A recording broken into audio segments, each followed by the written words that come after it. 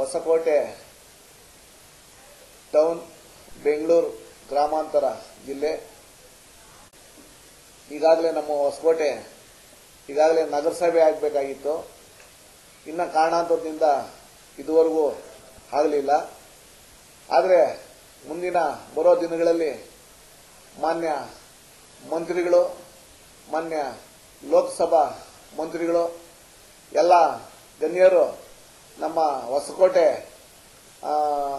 ಟೌನಿನ ಎಲ್ಲ ನಗರಸಭೆಯನ್ನ ಮಾಡಿಕೊಡ್ಬೇಕಂತೇಳಿ ನಾನು ಈ ಸಂದರ್ಭದಲ್ಲಿ ಅವ್ರನ್ನ ಕೇಳ್ಕೊತಾ ಇದ್ದೀನಿ. ಅದೇ ರೀತಿ ಈಗಾಗಲೇ ಹಿಂದೆ ನಮ್ಮ ಹೊಸಕೋಟೆ ಟೌನ್ನಲ್ಲಿ ಈಗಾಗಲೇ 23 ವಾರ್ಡ್ ಇದ್ದಾವೆ. 23 ವಾರ್ಡ್ ಇದ್ದು ಅದರಲ್ಲಿ ಜನಸಂಖ್ಯೆ ಇಂದಿನಿಂದನೂ ಇವರು ಬರೀ 36,000 ಜನಸಂಖ್ಯೆ ತೋರಿಸ್ಕೊಂಡ್ಬಂದಿದ್ರು. ಆ ಜನಸಂಖ್ಯೆ 36,000 ಜನಸಂಖ್ಯೆ ಇವತ್ತು ಬಂದಿದ್ದ 56,000 ಜನಸಂಖ್ಯೆ ಆಗೈತೆ ನಗರಸಭೆ ಆಗೋದಿಕ್ಕೆ. ಅದರಿಂದ ದಯವಿಟ್ಟು ಇದನ್ನ ನಗರಸಭೆ ಮಾನ್ಯ ಸರ್ಕಾರ ನಡೆಸಂತ ಮುಖ್ಯಮಂತ್ರಿಗಳಿಗೂ ಸಂಬಂಧಪಟ್ಟಂತ ಅಧಿಕಾರಿಗಳಿಗೂ ಮಂತ್ರಿಗಳಿಗೂ ನಾವು ಕೇಳ್ಕೊಳ್ಳೋದಿಷ್ಟೇ. ನಮ್ಮ ಹೊಸಕೋಟೆಯಲ್ಲಿ ಈಗಾಗಲೇ 56,000 ಜನಸಂಖ್ಯೆ ಇರೋದ್ರಿಂದ ಸರ್ಕಾರದಿಂದ ಬರುವಂತ ಅನುದಾನಗಳು ಬಹಳ ಕಡಿಮೆ ಇದ್ದಾವೆ. ಆ ಕಡಿಮೆ ಇರೋದ್ರಿಂದ ಇಲ್ಲಿ ಕೆಲಸಗಳು ತುಂಬಾ ಕಾಳಜಿನಿಂದ ಮಾಡಬೇಕಾದ್ರೂ ಕೂಡ ಸಾಕಾಗ್ತಾ ಇಲ್ಲ. ಇನ್ನು ನಮ್ಮ ಹೊಸಕೋಟೆ ಟೌನ್ ಹಳ್ಳಿ ಲೆಕ್ಕದಲ್ಲಿದೆ.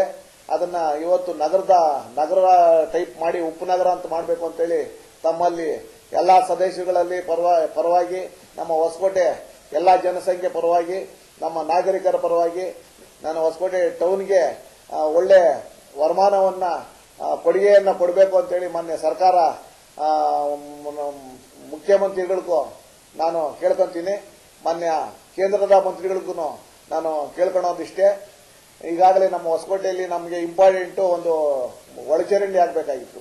ಆ ಒಳಚರಂಡಿ ಕೂಡ ಮಾನ್ಯ ಈಗಾಗಲೇ ಸರ್ವೆ ಮಾಡಿ ನಾವು ಈಗಾಗಲೇ ಡೆಲ್ಲಿಯವರಿಗೆ ಬಂದಿದ್ರು. ಅವರಿಗೆ ಸಭೆಯಲ್ಲಿ ತಂದು ಮೀಟಿಂಗ್ನಲ್ಲಿ ಪಾಸ್ ಮಾಡಿ ಅವರಿಗೆ ಈಗಾಗಲೇ ನಾವು ಇದು ಮಾಡಿಕೊಟ್ಟಿದ್ದೀರಿ, ರಿಸರ್ವೇಶನ್ ಮಾಡಿ ಕೊಟ್ಟಿದ್ದೀರಿ. ಈಗಾಗಲೇ ಅವರು ಕೇಂದ್ರದಿಂದ ಈಗಾಗಲೇ ನಮಗೆ ಒಂದ್ಸತಿ ಮಾನ್ಯ ಸಂಬಂಧಪಟ್ಟ ಅಧಿಕಾರಿಗಳು ಬಂದು 100 ಕೋಟಿ ಬಿಡುಗಡೆ ಆಗೈತೆ ಅಂತಂದ್ರು. ಆ 100 ಕೋಟಿ ಬಿಡುಗಡೆನಲ್ಲಿ ರಾಜ್ಯ ಸರ್ಕಾರ ಒಂದು 50 ಕೋಟಿ, ಕೇಂದ್ರ ಸರ್ಕಾರ 50 ಕೋಟಿ ಹಾಕಿ ನೀವು ಈ ಕಾಮಗಾರಿನ ಪೂರೈಸಬೇಕು ಅಂತೇಳಿ ಈಗಾಗಲೇ ಒಂದು ಸೂಚನೆ ಕೊಟ್ಟಿದ್ದಾರೆ. ಅದರ ಬಗ್ಗೆನೂ ಅಷ್ಟೇ ಮಾನ್ಯ ಕೇಂದ್ರದ ಮಂತ್ರಿಗಳು ಈರಪ್ಪ ಮೊಯ್ಲಿಯವರು, ಮಾನ್ಯ ರಾಜ್ಯದ ನಮ್ಮ ಹೊಸಕೋಟೆ ತಾಲೂಕು ಮಂತ್ರಿಗಳು ಸನ್ಮಾನ್ಯ BN ಬಚ್ಚೇಗೌಡರು, ಇವರಿಬ್ಬರೂ ಸಹ ಸಾರ್ವಜನಿಕರ ಹಿತದೃಷ್ಟಿಯಿಂದ ಈ ಕಡೆ ಗಮನ ಕೊಟ್ಟು ಈ ಕೆಲಸವನ್ನ, ಆಮೇಲೆ ಕುಡಿಯುವ ನೀರಿನ ವ್ಯವಸ್ಥೆ ಬಗ್ಗೆ ಅಷ್ಟು ಕಾಳಜಿ ಕೊಟ್ಟು ಅದನ್ನು ಸ್ವಲ್ಪ ಮಾಡಿಕೊಡ್ಬೇಕು. ಈಗಾಗಲೇ ಜನಸಂಖ್ಯೆ ದಿನ ಹೆಚ್ಚುತ್ತಾ ಇದೆ.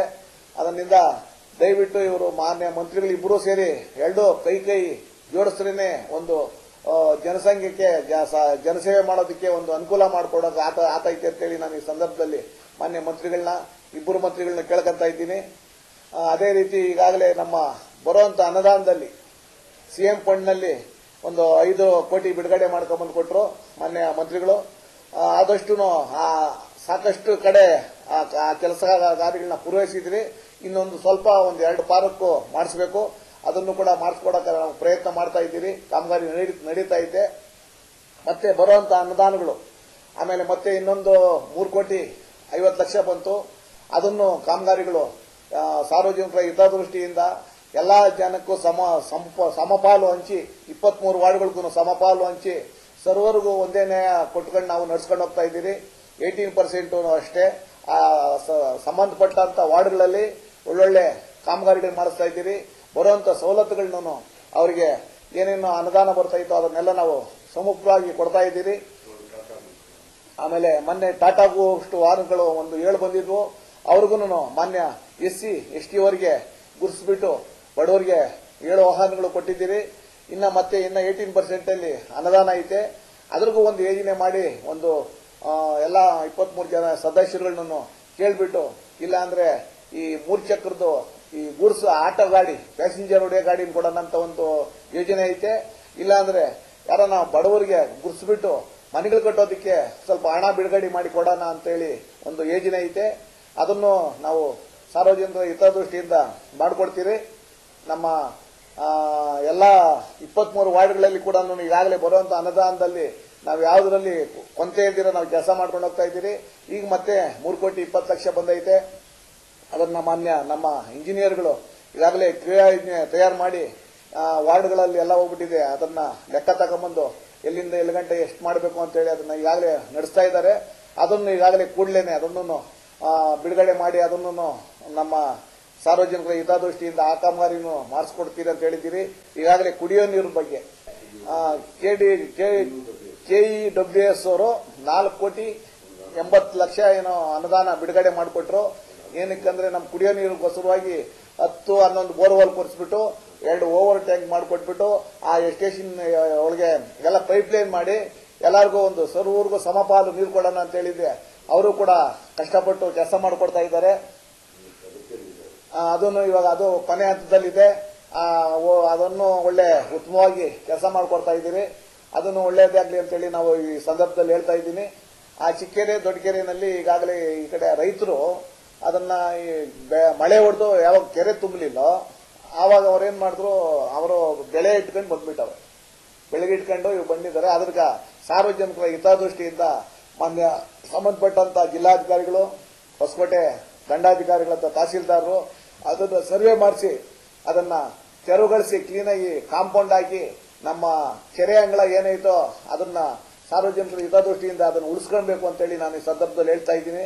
ಸರ್, ಇನ್ನೊಂದು ಮನವಿ, ನಮ್ಗೆ ಈಗಾಗಲೇ ಮಾನ್ಯ ಜಿಲ್ಲಾಧಿಕಾರಿಗಳು ಮಾನ್ಯ ತಹಸೀಲ್ದಾರರು ಈ ಕಲ್ಲಳ್ಳಿ ಹತ್ರ ಒಂದು 12 ಎಕರೆ ಜಮೀನ ನಮ್ಗೆ ಮಂಜೂರು ಮಾಡಿಕೊಟ್ಟಿದ್ದಾರೆ ಕಸ ಹಾಕೋದಕ್ಕೆ.